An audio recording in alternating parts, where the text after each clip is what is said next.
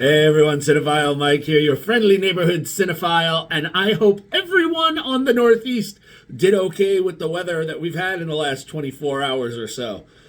Not too bad in New York City, but I know some areas it was much worse. And for my followers out in the Midwest, yes, I know some of you are from there. Yes, we know. Yes, what we experienced is not that big of a deal to you, but hey, it is to some of us.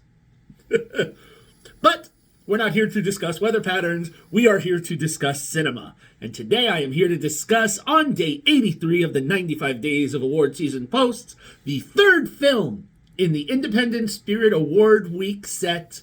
Today's film is Alice Diop's gripping courtroom drama, Saint Omer. Now, Saint Omer was shortlisted for International Feature Film, but sadly did not land the nomination. But I'm going to get to that later because I think it should have. However, it was nominated for Best International Feature at the ISAs. Saint Omer tells the story of two women living somewhat parallel lives, or having at least parallel experiences. First, we have Rama, played by Kaiji Kagame, a literature professor with a strained family relationship, somewhat complicated that there is tensions with her mother, a Senegalese immigrant, and possibly because she is in a mixed race relationship with a Caucasian man, and her partner and her are expecting their first child together. Then next, we have Lawrence Kali, played by Guslagi Malanda, who is a younger female college student and Senegalese immigrant who is on trial for leaving her 15-month old baby, whom she had with the Caucasian man that she was seeing, on the beach to be swept away because she believed that her baby was cursed. So she is on trial for the death of her child. Rama is viewing Lawrence's trial as inspiration for a novel that she is writing, loosely based on the Greek tragedy Medea. But the more she learns during this trial, the more she begins to have anxieties and fears of her upcoming childbirth, and seeing these similarities, it's a bit much. Now, the film, named for the location of the city where the trial takes place, follows primarily 4 days of the trial. In a way, this film plays out very much like a theatrical production, with all of the details, for the most part, being told in the testimonies between Lawrence and the other speakers for the prosecutor, for the defense. And, there are a few flashbacks, but primarily we're in the courthouse. And for the majority of our film, Rama, who is one of the leads, a lot of times is relegated to more of an observer of the trial as opposed to being a active participant in the scene, save a few with her family and one very interesting one in the midway point that I don't want to spoil because I want you to go see that one.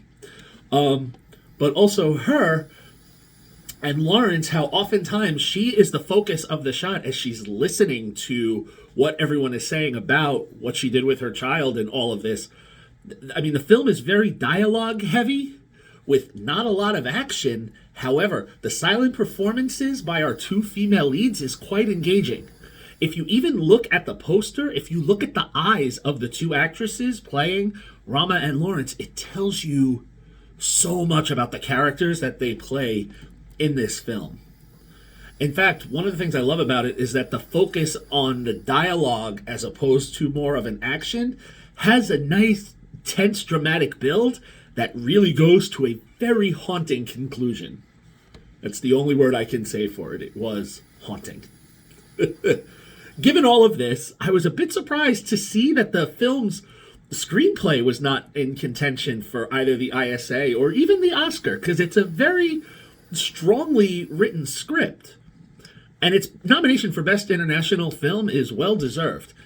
Now, let me get back to what I was saying. I do feel that this should have been a front runner for one of the 5 spots. In fact, I think it's stronger than one of the films. I haven't touched on it yet, but I will be getting to it, that is in the group of 5.